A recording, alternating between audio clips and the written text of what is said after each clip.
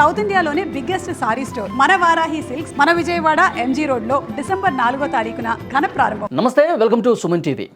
కోల్కతాలో ఇద్దరు ఇన్ఫ్లుయెన్సర్లు చేసినటువంటి పనికి మొత్తం కూడా దీని మీద పెద్ద ఎత్తున చర్చ జరుగుతుంది. అంటే సోషల్ మీడియా మోజులో పడిపోయి అంటే వైరల్ అవటం కోసం వాళ్ళు పూర్తిగా లైకుల కోసమో లేకపోతే ఇంకొక దానికోసమో ఫన్ కోసమో ఇలాంటివి వికృత మైండ్ సెట్ కలిగి ఉన్నారని కూడా చాలా స్పష్టంగా అర్థమవుతుంది. అయితే అందులో ఉన్నటువంటి అమ్మాయి కూడా ఇన్స్టా వేదికగా ఒక పోస్ట్ పెట్టింది. ఎస్, ఆ వీడియో మాదే, కానీ ఫన్ కోసం చేశామని చెప్పేసి మాట్లాడుతూ ఉంది. సో దీన్ని కొద్దిగా మనం చర్చించాల్సినటువంటి అవసరం కనిపిస్తుంది. ప్రస్తుతం యువత ఈ స్మార్ట్ ఫోన్లో సోషల్ మీడియాలో పడిపోయి పూర్తిగా పెడదారిన పడుతున్నారు అనడానికి ఇది ఒక ఎగ్జాంపుల్గా నిలుస్తోంది. దీని గురించి చర్చిద్దాం. సామాజికవేత్త యమునా పాఠక్ గారు ప్రస్తుతం నాతో పాటు స్టూడియోలో ఉన్నారు. మేడంతో మాట్లాడదాం. నమస్తే మేడం. మేడం, సోషల్ మీడియా దాంట్లో పడిపోయి యూత్ అందరూ కూడా చాలా వికృతంగా మారిపోతూ ఉన్నారు ఈ మధ్యకాలంలో. ఈ ఇన్ఫ్లుయెన్సర్లు వాళ్ళ ప్రైవేట్ వీడియోలు కూడా రికార్డ్ చేసుకుని తీరా బయటకు వచ్చిన తర్వాత అసలు ఎట్లా బయటకు వస్తుందని కూడా మేము అనుకోలేదు అని మాట్లాడుతూ ఉన్నారు. అంటే వాళ్ళ ప్రైవేట్ వీడియోలో రికార్డ్ చేయాలన్నట్టు ఒక మైండ్ సెట్ రావటమే ఇందులో ఒక వాళ్ళు ఏమంటారు, వాళ్ళ మైండ్ సెట్ కావచ్చు, వాళ్ళ ఆలోచన విధానం కావచ్చు, ఎట్లా ఉందో అర్థమవుతుంది. సో ఈ వీడియో చూసిన తర్వాత, వాళ్ళ వ్యవహార శైలి చూసిన తర్వాత మీకేమనిపిస్తుంది? ఆ వయసు పిల్లలు వాళ్ళు ఒక ప్రైవేట్ వీడియోస్ని ఓన్లీ ఫర్ ఫన్ అని చెప్పి అలాంటి వీడియోస్ చేయడం నిజంగా దురదృష్టకరం. మరి మనం ఎప్పుడు కూడా ఇటువంటివన్నీ కూడా ఎక్కువైపోతున్నాయి. ఇప్పుడున్న నేటి సమాజంలో ఇటువంటి పోకడలు ఎక్కువైపోతున్నాయి అని మీరు చూస్తుంటే అసలు రూట్ కాజ్ ప్రాబ్లం ఏంటి అని మనం ఆలోచిస్తూ ఉంటే పేరెంటల్ గైడెన్స్ లేకపోవడం, వీళ్ళకి సరైన పేరెంటల్ గైడెన్స్ అనేది లేకపోవడం. చాలా వరకు పిల్లలు వాళ్ళు చేస్తున్న పనుల మీద నియంత్రణ, అంటే ఇప్పుడు సోషల్ మీడియా యూసేజ్ తీసుకోండి మీరు. ఈ సోషల్ మీడియా నియంత్రణ అనేది మీరు చూస్తే దాదాపు దేశ విదేశాల్లో ఈ చాలా వరకు ఒక రెస్ట్రిక్టెడ్ మోడల్స్ అనేవి వచ్చాయి. మీరు చూస్తే చైనాలో ఆల్మోస్ట్ 10 తర్వాత రాత్రి 10 దాటితే ఆటోమేటిక్గా బ్లాక్ అయిపోతాయి. యా, అండ్ కొన్ని దేశాలు ఈవెన్ ఫేషియల్ రికగ్నిషన్ ద్వారా కూడా యాప్స్ యాక్టివేట్ అయ్యి అవి పనిచేయడం మానేస్తాయి. సౌత్ కొరియా లాంటి దేశాల్లో మీరు చూస్తూ ఉంటే షట్ డౌన్ లా తీసుకొచ్చారు. ఇదేంటంటే 12 నుంచి అర్ధరాత్రి 12 నుంచి తెల్లవారుజామున 6 వరకు కూడా ఒక షట్ డౌన్ లా తీసుకొచ్చారు సౌత్ కొరియాలో. అలాగే యూకేలో ఆన్లైన్ సేఫ్టీ యాక్ట్ అనేది తీసుకొచ్చారు. ఇందులో మీకు రెస్ట్రిక్టెడ్ కంటెంట్ ఏదన్నా ఉంటే, అంటే రెస్ట్రిక్టెడ్, ఇప్పుడు ఇందాక న్యూడిటీ, అబ్సినిటీ, ఇటువంటివన్నీ కూడా ఏవైతే హానికరమైనది, అబ్జెక్షనబుల్ ఇవేమన్నా ఉంటే కూడా ఒక స్ట్రిక్ట్ యాక్ట్ ఒకటి యూకేలో తీసుకొచ్చారు. అదే మీరు యుఎస్ఏలో అయితే కంప్లీట్గా పేరెంటల్ గైడెన్స్ లేకుండా, పేరెంటల్ ఇది అనుమతి లేకుండా కూడా చాలా యాప్స్ ఓపెన్ అవ్వవు మీకు. సో ఆ రెస్ట్రిక్టివ్ మోడ్లో మీ ఇలాంటి దేశాలన్నింటిలో కూడా చాలా స్ట్రిక్ట్గా కూడా చట్టాలు అమలుపరుస్తున్నారు. మరి మనము ఏ దిశలో ఉన్నారంటే ఇప్పటికీ మనకి నియంత్రణ లేకపోవడం దురదృష్టం, నిజంగా దురదృష్టకరం. అంటే భారత్లో మనం చేయాల్సినవి ఏవి ఉన్నాయంటే ఇంకా ఈ చట్టాలన్నీ కూడా పెద్దగా అమల్లో లేవు ఇక్కడ. అది వెరీ అన్ఫార్చునేట్. ఏం చేయగలుగుతాం మరి ఇలాంటి పరిస్థితుల్లో మనం ఏం చేస్తామండి అంటే ఖచ్చితంగా పేరెంట్స్ పిల్లలు ఏం చేస్తున్నారు, అసలు వీళ్ళు ఎవరితో, అంటే వీళ్ళ పియర్ గ్రూప్ ఇన్ఫ్లుయెన్స్ అంటాం, అంటే ఎటువంటి పియర్ గ్రూప్తో వీళ్ళు ఉంటున్నారు, అమ్మాయిలు కావచ్చు అబ్బాయిలు కావచ్చు, ఇక్కడ ఎటువంటి జెండర్ డిస్పారిటీ లేదు. సో పేరెంట్స్ వాళ్ళ పిల్లల ఒక పియర్ గ్రూప్ ఎవరితో మాట్లాడుతున్నారు, ఎలాంటి వాళ్ళతో స్నేహం చేస్తున్నారు, ఎలాంటి వాళ్ళతో ఇంటరాక్ట్ అవుతున్నారు. ఇంతకు ముందు అంటే ఫిజికల్గా మనం స్నేహితులను చూసేవాళ్ళం, ఇప్పుడు అది కూడా లేదు. ఇప్పుడు మీకు చూస్తే చాలా వరకు ఆన్లైన్ డేటింగ్ యాప్స్ పెరిగిపోయినాయి. ఆన్లైన్ డేటింగ్ యాప్స్, ఇందులో మీరు స్ట్రేంజర్స్తో కమ్యూనికేట్ చేస్తారు. వాళ్ళ ముక్కు మొహం తెలియదు, వాళ్ళు ఎవరో తెలియదు, కేవలం వాళ్ళతో చాటింగ్ కానివ్వండి, తర్వాత వీళ్ళతో మళ్ళీ వీడియో చాటింగ్, ఇప్పుడు ఇలాంటివన్నీ కూడా మనం చూస్తూ ఉన్నాం.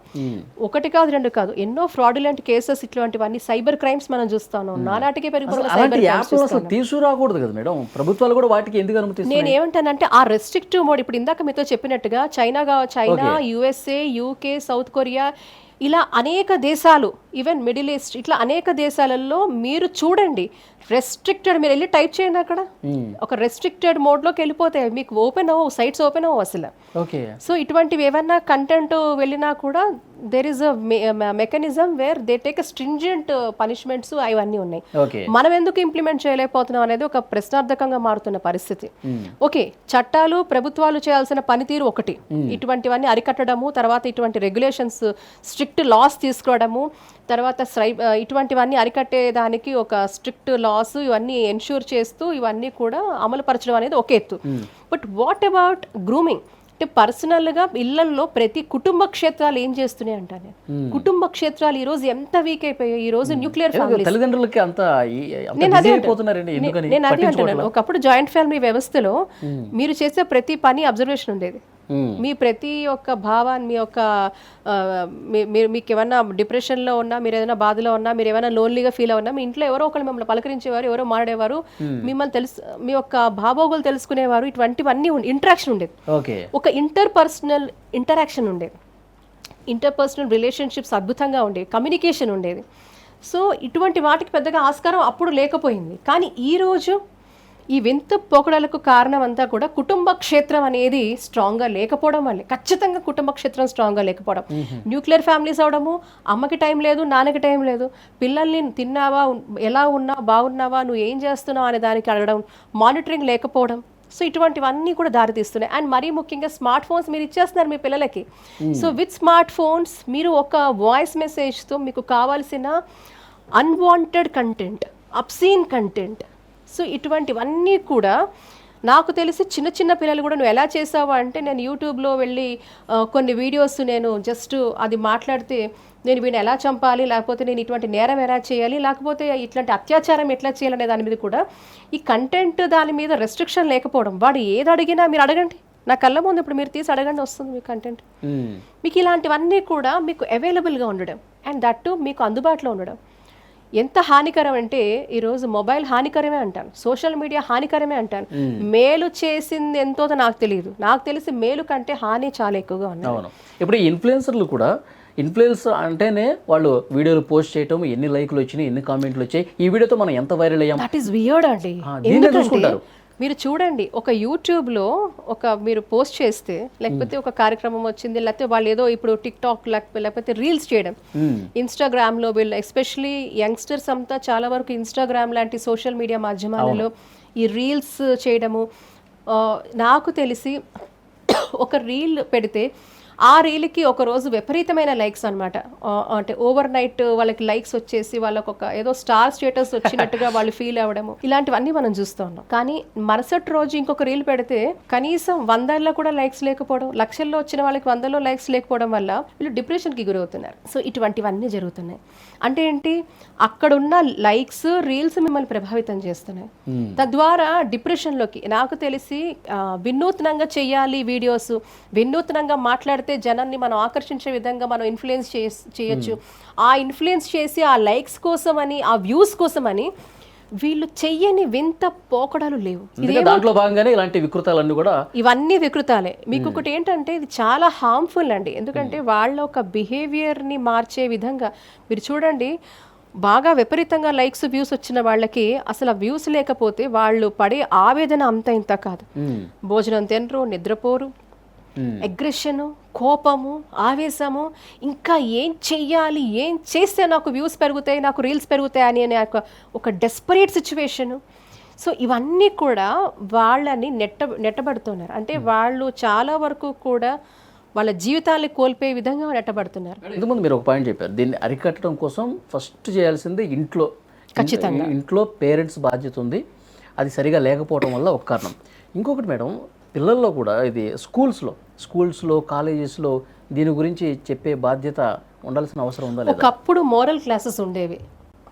మేము చదువుకున్న రోజుల్లో స్కూళ్ళల్లో ఖచ్చితంగా మాకు మోరల్ క్లాసెస్ ఉండేది. ఒక పీరియడ్ మోరల్ ఎథిక్స్ చెప్పేవాళ్ళు. మీరు ఇలా ఉండాలి, ఎలా జరగాలి, అండ్ దట్టు వయసుకు సంబంధించి ఏ వయసులో ఉన్నప్పుడు ఎటువంటి కౌన్సిలింగ్ వాళ్ళకి ఇవ్వాలి అని స్కూల్ కౌన్సిలర్స్ ఉండేవాళ్ళు. స్కూల్లో కౌన్సిలింగ్ సెషన్స్ ఉండేవి. సో మానసికంగా పిల్లలు ఎదుగుతున్నప్పుడు వాళ్ళకు జరిగే ఒక మామూలు సంఘర్షణ అనేది ఎలా ఉంటుంది, దాన్ని ఎలా అధిగమించాలి, వాళ్ళు ఎలాంటి ఛాలెంజెస్ ఫేస్ చేస్తున్నారు అని అప్పట్లో అద్భుతంగా ఆ విధానం ఉండేది. ఈ రోజుల్లో ఉందా? నాకు తెలిసి అప్పుడు అన్ని కూడా పెద్ద కుటుంబాలే, కానీ ఈ రోజున్న పరిస్థితుల్లో, కాలమాన పరిస్థితుల్లో, ఇప్పుడున్న పరిస్థితికి ఇంకా విపరీతమైన స్ట్రెస్లోకి పిల్లలు ఉన్నారు, యువత ఉన్నారు, సమాజంలో చాలామంది ఉన్నాం. కాబట్టి వీళ్ళకి ఎక్కడా కూడా వాళ్ళ ఒక యాంగ్జైటీ, వాళ్ళ ఒక ఈ డిప్రెషన్ని, వాళ్ళ ఒక స్టేట్ ఆఫ్ మైండ్ని చెప్పుకునే ఆస్కారం లేకుండా సొసైటీ అయిపోయింది. సో ఇది చాలా కూడా ఒక డార్క్ వెబ్ లాగా అయిపోయింది. సో వాళ్ళు ఎక్కడా కూడా వాళ్ళకి వచ్చే ఆస్కారం లేదు, వాళ్ళు బయటకు వచ్చే ఆస్కారం లేకుండా అయిపోయింది. సో ఆ సఫకేషన్ వల్లే ఈరోజు ఇలా అయిపోతున్నారు, డెస్పరేట్గా అయిపోతున్నారు. చూసారా? ఆ డెస్పరేట్లో భాగంగా నాకు తెలిసి ఆ మధ్యన ఒక రీల్ చూశాను. ఒక విన్యాసం చేస్తూ ఒక కుర్రవాడు రన్నింగ్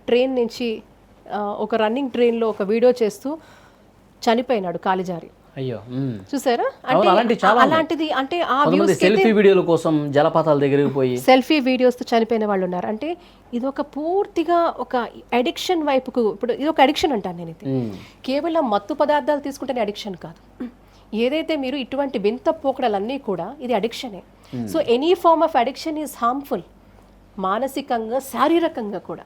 మీరు అనొచ్చు శారీరకంగా ఎలాగండి అంటే, దీనివల్ల జరిగే ఒక ప్రక్రియ వల్ల మీరు నిద్రపోతున్నారా, టైంకి నిద్రపోతున్నారా, టైంకి లేస్తున్నారా, టైంకి తింటున్నారా, ఆరోగ్యం మీద ప్రభావం చూపిస్తుంది. మానసికంగా అటు మానసిక ఆరోగ్యం మీద, శారీరక ఆరోగ్యం మీద కూడా విపరీతమైన ప్రభావం చూపిస్తుంది.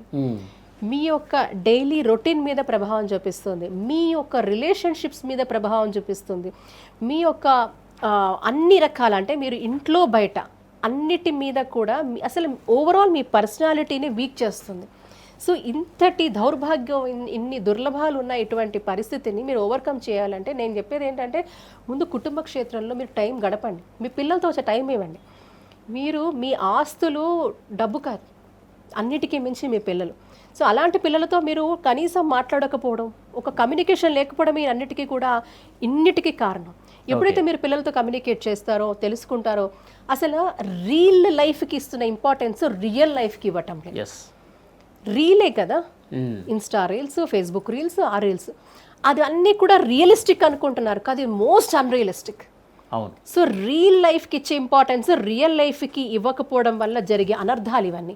ఇది జరగకూడదు అంటే అటు కుటుంబాలు, అటు విద్యాక్షేత్రాలు ఇవన్నీ బలపడాల్సిన అవసరం ఉంది. అండ్ అన్నిటికీ మించి ప్రభుత్వాలు కూడా పూనుకొని ఒక స్ట్రిక్ట్ రెస్ట్రిక్షన్ తీసుకొచ్చి, ఒక లాస్ తీసుకొచ్చి అమలు పరుస్తే, అండ్ ఎవరైతే ఇప్పుడు న్యూడిటీని ప్రమోట్ చేస్తున్నారు, సరదాగా ప్రమోట్ చేశారా, వాళ్ళకి చట్టపరమైన శిక్షలు పడాలి. ఎప్పుడైతే మీరు ఒకరిద్దరికి చట్టపరమైన శిక్షలు, ఒకరిద్దరు కాదు, ఇలాంటి చేసే వాళ్ళందరికీ కూడా, ఇలా అబ్సెనిటీని ప్రమోట్ చేసే వీళ్ళందరికీ కూడా చట్టపరమైన శిక్షలు పడినప్పుడు ఇటువంటివన్నిటికీ కూడా ఒక అడ్డుపడే అవకాశం ఉంటుంది. సో చట్టం మీద వీళ్ళకి వీళ్ళకి లాస్ మీద భయం లేదు, పనిష్మెంట్స్ ఇస్తారని భయం లేదు. సో ఇటువంటి సైబర్ నేరాల, ఇవన్నీ సైబర్ నేరాల్లో భాగమే. యూఆర్ ప్రమోటింగ్, అదేదో ఉత్సాహం కాదు. వీళ్ళు ఇన్ఫ్లుయెన్సర్స్ ఎలా అవుతారండి? ఇప్పుడు వాళ్ళు చేసిన ఒక ప్రక్రియ చూసి నాకు తెలిసి చాలా మంది కూడా ఇలా చేస్తే మనం కూడా పాపులర్ అయిపోతామేమో అని అలా వీడియోస్ చేసి ఒకవేళ జీవితాలు కోల్పోతే, రేపొద్దున వాళ్ళ జీవితాల్లో రానున్న రోజుల్లో వాళ్ళ మ్యారిటల్ లైఫ్లో ఉండే సమస్యలు ఏంటి? పబ్లిక్ డొమైన్లోకి వెళ్ళిపోతే, ఇందాక మీరు చెప్పారు కొన్ని పర్సనల్ గ్రూప్స్లో షేర్ అయిన వీడియో పబ్లిక్ ప్లాట్ఫామ్లో వచ్చిన తర్వాత నియంత్రణ ఉండదు, మనకు అడ్డుకట్ట వేసే అవకాశం లేదు. సో జీవితంలో ఇమాజిన్ వాళ్ళ పేరెంట్స్ ఎలా ఫీల్ అవుతారు, వాళ్ళ రిలేటివ్స్ ఎలా ఫీల్ అవుతారు, పూర్తిగా వాళ్ళ భవిష్యత్తే అంధకారం అయిపోయే పరిస్థితి. డెఫినెట్గా ఒక ఇమోషనల్ స్ట్రెస్, యాంగ్జైటీ ఎంత తీవ్ర స్థాయిలో వీళ్ళకు ఉంటుంది అంటే వీళ్ళు జీవితాన్ని కోల్పోయినట్టు, జీవితమే లేనట్టు ఒక రకంగా. కేవలం ఆ ఒక్క వ్యక్తికే కాదు, ఆ వ్యక్తికి సంబంధించిన కుటుంబ సభ్యులందరూ కూడా ఇందులో భాగమవుతారు, వీళ్ళందరూ ప్రే అవుతారు, కాబట్టి వీళ్ళందరూ ఆహుతైపోతారు. సో ఇలాంటి ఈరోజు నేను ఒకటే చెప్తానండి, ఈ వ్యూస్ కడుపు నింపవు, ఈ వ్యూస్ మన జీవితాన్ని బాగుపరచవు. ఉన్నతమైన ఆలోచనలు, ఉన్నతమైన జీవిత శైలి, ఉన్నతమైన జీవన మార్గం, ఇవన్నీ కూడా అందుకే అంటారు, ఎప్పుడైతే మీరు ఒక ఎథికల్ ట్రైనింగ్ అనేది ఉంటుందో, ఒక మారల్ ట్రైనింగ్ అనేది చిన్నప్పటి నుంచి ఉంటుందో, మీరు గ్రూమ్ అవుతారో, మీరు కండిషన్ అవుతారో, అలాంటి యువత, అలాంటి పిల్లలు ఇలాంటి మార్గం ఎప్పటికీ తీసుకోరు. Strong relationship between parents and children ఎప్పుడైతే స్ట్రాంగ్గా ఉంటుందో, వాళ్ళ మధ్యన ఇంటర్పర్సనల్ రిలేషన్స్ స్ట్రాంగ్గా ఉంటాయో, వాళ్ళ మధ్యన ఏవైతే కమ్యూనికేషన్స్ స్ట్రాంగ్గా ఉంటాయో, ఎప్పుడైతే వాళ్ళు ఓపెన్గా వ్యక్తపరుస్తారో, మాట్లాడతారో, డిస్కస్ చేస్తారో, ఎప్పుడైతే స్ట్రాంగ్ ఫ్యామిలీ సపోర్ట్ సిస్టమ్ ఉంటుందో, ప్రతి కుటుంబంలో ఉన్న ప్రతి వ్యక్తి పిల్లలతో ఆ సపోర్ట్ సిస్టమ్ స్ట్రాంగ్గా ఆ బంధం ఉంటే, అటువంటి ఫ్యామిలీస్లో ఇటువంటివి మనం చూడలేం. కాబట్టి and also as a responsible media చాలా వరకు కూడా అవేర్నెస్ ప్రోగ్రామ్స్ కూడా సెలబ్రిటీస్ ఎవరైతే ఉన్నారో, పెద్దలు ప్రముఖులు ఎవరైతే ఉన్నారో, వాళ్ళు కూడా సోషల్ మీడియాలో డూస్ అండ్ డోంట్స్ మీద చిన్న చిన్న వీడియోస్ చేసి వాళ్ళ సోషల్ రెస్పాన్సిబిలిటీలో భాగంగా గనక వాళ్ళు చెప్తే, నాకు తెలిసి వాళ్ళని ఫాలో అయ్యే ఫ్యాన్స్ కావచ్చు, ఫాలోవర్స్ కావచ్చు, చాలా వరకు కూడా అలాంటి పిల్లలు వాళ్ళ జీవితానికి ఆహుతి కాకుండా వాళ్ళు they can save themselves. Thank you very much madam. Thank you.